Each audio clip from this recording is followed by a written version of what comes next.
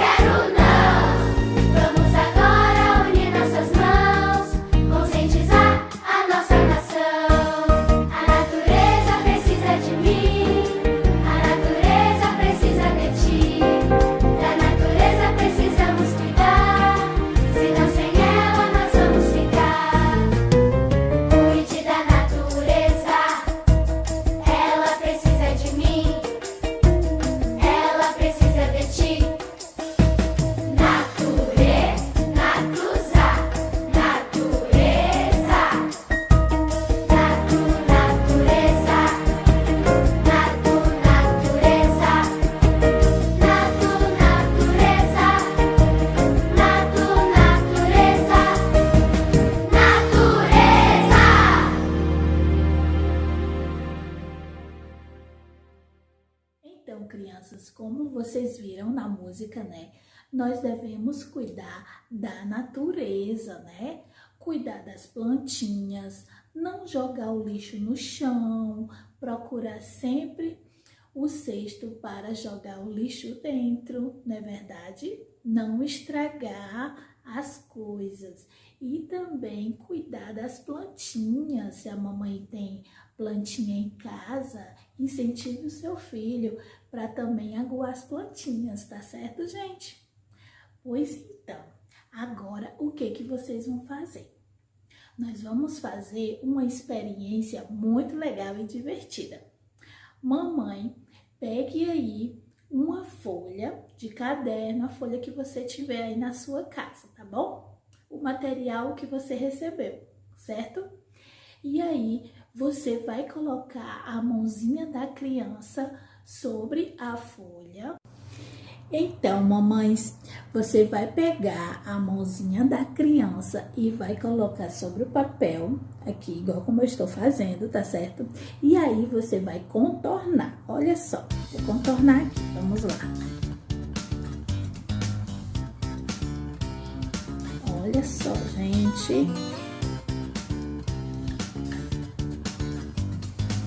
Pronto. Mão contornada. Prontinho, você pode completar aqui. Olha só, aqui a minha mão, tá certo? Mas você vai colocar a mãozinha da criança, tá bom? E aqui em cada dedinho, nesse espaçozinho aqui de cima, você vai colar folhas secas, tá bom? Que você encontrar aí pelo seu jardim, pelo quintal, pertinho de casa, tá bom? Vai incentivar a criança para que ela cole aqui as folhinhas secas.